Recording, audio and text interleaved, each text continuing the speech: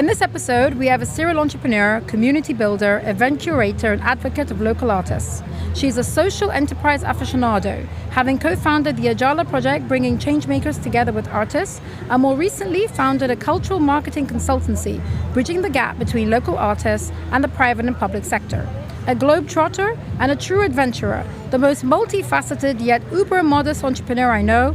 Proud to introduce you, my friend, Narmeen. Welcome to the Fab Takes Me podcast. Thank you, Fari. I'm getting goosebumps as I'm reading your intro. I mean, what the heck is this about? But thank you for giving me your time while you're here at STEP, because I know it's a very busy conference. You're always very integral in every part of it. You're always zooming around doing so many things. So again, thank you for giving me your time. Thank you for having me. Oh my God, I've been waiting to get you in one place so I can get you recording in the session. So I'm just happy that this is the place. Now, I'm always surprised that you want me on an interview. What? Always surprised. Well, we've had these conversations off camera. So let's see if we can bring this into the forefront in terms of course, you have achieved so much. You are such an integral person in, let's say, the cultural scene in Dubai and probably even wider afield. I've worked with you on my own corporate events as well. You're the person I go to in these things. You're the most creative person I know. So the fact that you're so humble and modest, I'm like, I need to shake you and just say, come on, woman, you're incredible. Please know it. Yeah. There you go. That's your response. Next topic. Okay, so let's get into it. Your current venture that you're doing, Engulf Art, can you tell us why you started it and what's the gap that it's filling? So I'm born and raised here, and I paint, I do textile art, I do clay art, I do a lot of different art, and I've exhibited a lot. So I've built a community of friends who are artists as well. But then whenever I worked with marketing agencies, events agencies, and they needed artists, they wouldn't know where to look, so they would get agencies who would fly in artists from overseas. So basically the gap was that there were local artists. Local artists didn't think there were opportunities, so they weren't building a brand for themselves. And then companies who wanted artists couldn't find or didn't know there were local artists because they didn't build a public profile. So then they went and found overseas artists. And so how were local artists supposed to grow? Local artists like myself. So that's where Engulf Art came in. And it initially started off as, okay, let's provide these opportunities to local artists. But now it's become like a full-fledged A to Z in cultural programming, any B2B art requirements, Engulf Art provides. Beautiful. Okay. So seeing that you've gone through the whole process as an artist who's trying to get, not a name for yourself, but you're trying to actually make money through this, right? What has been the hardest challenge that you've had to overcome, and what did you do to get through it? Oh my God, so many challenges. I know, we did an entire hour just for this one question. I know this. I mean, the tricky thing here is that some companies, like multinational companies, understand the importance of art. They see the social value of art, so they're happy to pay for it. But local industries, local companies, they're like, you know, let me give your artist some exposure, give them to me, and I won't pay anything. So a lot of my work is just education. You know, like, and telling them the whole reason I exist is so artists don't work for free. You know, like, nobody's going to give them exposure anymore if I'm here. Yeah. Like, if you want to work with an artist that's a part of Engulf Art. So that, yeah, it's an ongoing challenge. But I mean, there's been, since I started, there's been such a huge demand now and value, like, companies are seeing the value in incorporating the arts and incorporating culture and yeah. I think the creativity element at events, because you know that from my perspective, I've worked with you on certain corporate events that I've done, and usually in any type of event that I do, I like to bring some level of creativity into it. And it's letting the corporates know that sometimes you're running, like, let's say, for example, a seminar or a conference, and it's a 2-day event.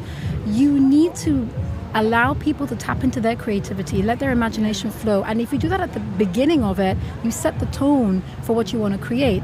And people will start to take something deeper away. So I know for like one of the events that we did, and we brought Dia Alam to do a Live calligraphy. And it was so beautiful. Me personally, I was just watching this and I was so emotional watching, because it's the process as an event organizer that you've been working on this for months and you see it in motion.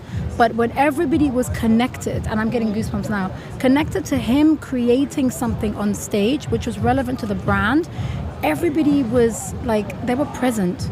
So I think there's an element of creativity that brings people together, and corporates, if they don't see it as just how much do we have to pay this to have it, they see it as how much value can this bring to the event. It will take it to another level. And if you're just changing my sense, you're changing perspectives.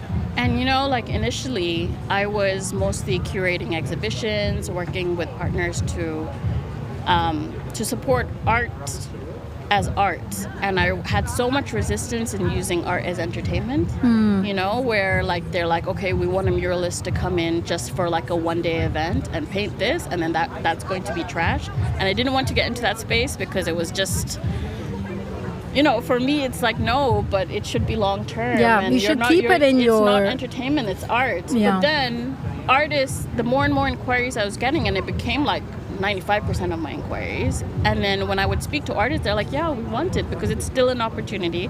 I still have a chance to grow and I'm getting paid for it. Even if it's temporary, we want it. So like when I saw that artists wanted these art as entertainment projects, I started doing more of them. And, you know, that's one of the things I would say, like it's very important for a founder to be flexible, because if I wasn't, I would not be here. Yeah. You know? To be flexible enough to pivot your business model or your focus and learn along the way. Like if someone is giving you information in terms of this is something you can go down and explore this, it's a potential new business, you can be like, no, I don't want, I'm fixed on where I'm going. That's a missed opportunity right there. Yeah, and I initially thought that would devalue what I do and devalue the arts, but actually I had to understand that my mission was to empower artists and give them jobs, and that was. And then, so I was just, I mean, I wasn't stubborn for too long because I needed to survive. Well, yeah, we need to make certain decisions quick so that we keep going. But if you are, like you said, flexibility is such an important quality, I think. And a lot of people are so stubborn that they think they know what's best and they know what they're doing is right. If they hang in there long enough, they'll see things change. But it's not about that. No. It's about learning. And I think one of the things that I've understood is learn to pivot. Because if you're able to do that, whatever you've got going, you can create something even better. You might not even know what you can create, but the possibilities are endless if you're able to pivot and be flexible. Yeah. Beautiful. Love that. So can you tell me what's the toughest experience you've gone through? Let me rephrase it.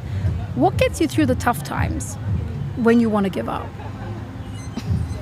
Because I know we've had conversations about this. Like, what are we doing this for? What is the point of this? Okay, so my tough times have gotten tougher and tougher over the years. You know, at first it was like a failed business partnership. When that happened, I thought it was like the biggest disaster in the world. And then came COVID, and then I thought that was the worst. And then I had several losses in the family, and then that was the worst. So it was just, you know, like, as they kept getting worse and worse, when you look back to the first one, you're like, that was nothing, you know? And I don't think I have the secret to how to find your way out through it. Something I do wish I had done is, you know, like set up systems and teams in place. That way, when I couldn't work on my business, there were people working on my business, because that's something I struggled with, you know, like there were times where I just I didn't have the bandwidth to make decisions, or make business calls or even respond to inquiries. I didn't have the bandwidth. And like my job is a creative job. I have to constantly submit creative proposals. I didn't have the bandwidth to do it, which means if I'm not working on my business, nobody's working on my business, and my business stops. So that was something like, I think founders, solopreneurs have to keep that in mind. Like, can you afford for that to happen? So what have you done now to combat that? Have you created a process where someone will take over the inquiries when you're just not able to do it? I'm not fully there, but I've learned to take on projects that I'm not there for, and I'm getting better at that. But yeah, I'm not fully there yet, where I've built entire teams that would can keep the ball rolling on its own without me there. So let's say you had an event. Were you more of a perfectionist to make sure everything went according to what you had in mind? Or were you just juggling so many things, saying, yes, I'll do this, and then when the client gives you something else, yes, I'll take that on as well, and you just kept taking on more and more and more, that it was overwhelming? See, the thing is, I work with artists. When you have artists who come from a professional background, it's easier to step away because you know they'll be professional in this situation. Most of the artists I work with don't come from a professional background, and they can be quite difficult. They can be very difficult. And I used to be an artist myself. I too used to be very difficult. And so on one hand, I've convinced a client to use an artist without the biggest brand portfolio because I want to support a local artist. I don't want that relationship to go bad because of the behavior of the artist, right? So for me, I always want to be there to make sure artist is treated well, but also the client is okay, and I want it to be that mediator. Now I've learned to step away, and if shit happens, shit happens. Yeah. But yeah, I guess there was a lot of like mediation, required. And when you did step away, did shit happen? Like to the point where clients were really annoyed or pissed off with you or anything? That like in the beginning of my business, I would have thought that was like the end of it. Yeah. Now I'm like, okay. Yeah. All right. I think because you've gone through so much that you're just kind of thinking, you know what, everything's going to work out. Yeah. And it does. Yeah. I think this is the thing, we oversweat, like we just sit and we overthink the possibilities that can go wrong. Yeah. And we work ourselves into a frenzy. More times than we like to think, everything will be okay. Things will function without us physically being present. Yeah. Things will tick along. Yeah. It's maybe our own self-importance that's making it a bigger deal. Yeah. Whereas if we know that we've chosen the right people, they'll get on with their job, everything will go according to plan, and it'll be fine. Yeah. Just having faith. And I'm also like, sometimes with artists now, I'm like, please be an adult. Wow, you're having those conversations. I never used to say that before, but I'm like, don't get on my nerves. Just please be an adult. Just, do your job. Yeah, I can look from my side. I've worked with you. Yeah. I know you have an amazing work ethic, and I know that you genuinely love what you do. That's why you're so amazing at what you do. But at the same time, I know people around you, you're helping so many. You're actually helping an entire community, and you're changing the mindset of organizations to understand the importance of creativity and art. This is a huge responsibility that you've taken on, but you're just so like, khalas, it's cool, it's whatever. You're so good at it. This is the part that I'm like, I keep being amazed by how it's just so easy for you. It's just like, it's amazing to me to see, and I love it. But you know what? I want to go into more and more and more, and we've run out of time. Could you believe that? Oh my God. I know, exactly. So I know that I've got to get you in for a longer session, a real kind of walk through because I've got 4 or 5 other questions that are just more like, talk to me. Give me the lessons that you've learned so far. So before we wrap up, what would you say has been the biggest learning of your journey so far? Learn to ask for help. I think that's something I'm still mastering, but people are so happy to help. You know, like especially in Dubai, it's such a small community. Literally, I've reached out to people on LinkedIn and I said, like, can you help me with this? I'm struggling. They are so happy to sit down with me, and I guess they like the mission of my business, and they're just so happy to spend a few hours with me, helping me. And, you know, I do the same for artists who reach out to me. Don't be scared to ask for help. I'm not great at it, but if you're a solopreneur or if you're just starting your business, like, don't be scared to ask for help. More people are willing to help than not. Beautiful. Thank you for sharing that.